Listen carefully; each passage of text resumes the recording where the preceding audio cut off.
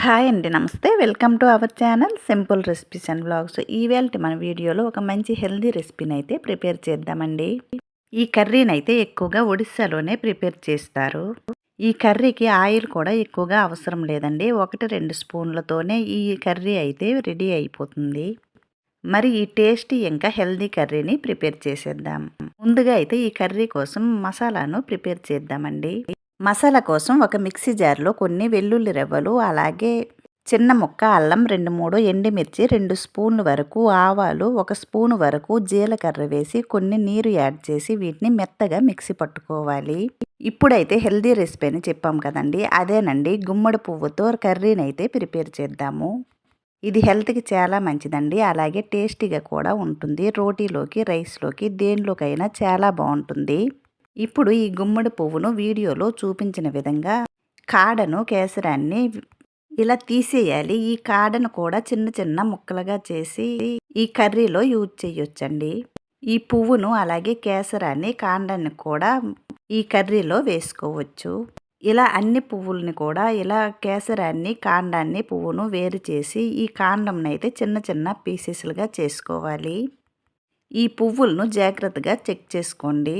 పురుగు కానీ, డస్ట్ కానీ ఏమైనా ఉంటే తీసి ఈ పువ్వులన్నిటినీ ఒక బౌల్లో వాటర్ వేసి ఈ పువ్వులన్నిటినీ బాగా కడగాలి.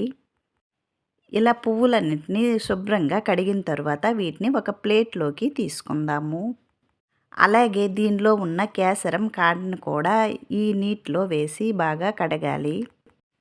ఈ కడిగినవన్నీ ఇలా ప్లేట్లో వేసి ఈ పువ్వులను చిన్న చిన్న ముక్కలుగా కట్ చేయాలి.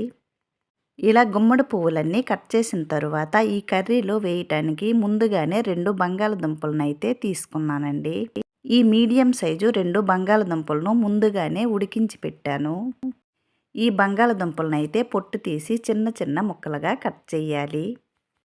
ఇలా వీడియోలో చూపించిన విధంగా చిన్న చిన్న ముక్కలుగా కట్ చేసుకోవాలి.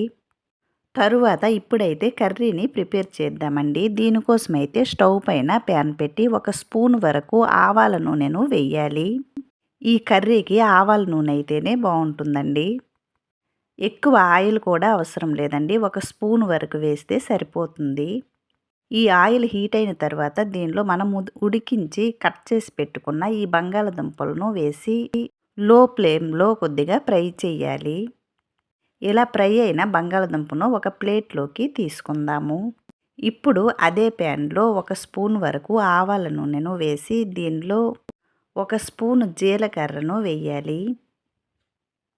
ఈ జీలకర్ర చిటపటలాడిన తరువాత దీనిలో చిన్న చిన్న ముక్కలుగా కట్ చేసుకున్న ఉల్లిపాయలను వేయాలి. ఇక్కడైతే కర్రీ తక్కువగానే చేస్తున్నాం కదండి, ఒక చిన్న ఉల్లిపాయనైతే తీసుకున్నాను.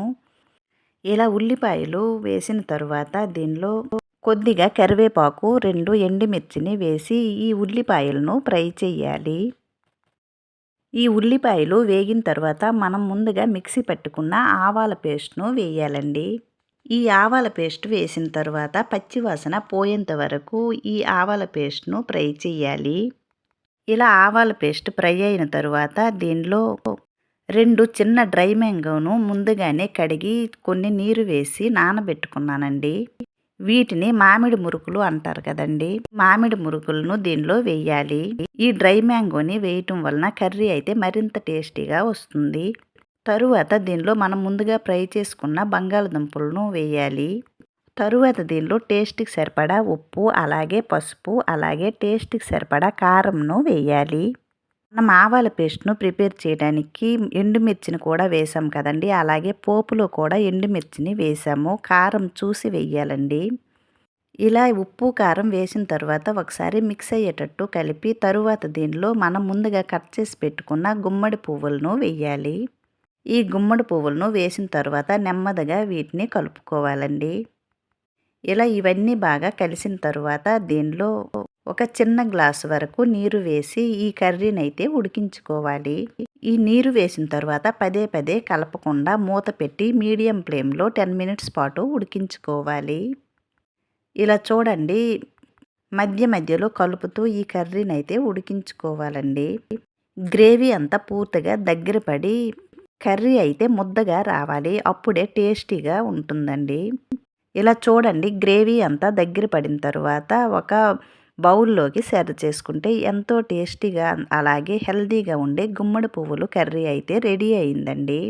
మనం తిన్నప్పుడు ఈ డ్రై మ్యాంగోను కూడా తినొచ్చండి. ఈ కర్రీ అయితే రోటీలోకి రైస్లోకి చాలా బాగుంటుంది. రోటీలో కన్నా రైస్లోకి చాలా బాగుంటుందండి. తప్పకుండా ఈ హెల్తీ రెసిపీని మీరు కూడా ట్రై చేయండి ఫ్రెండ్స్.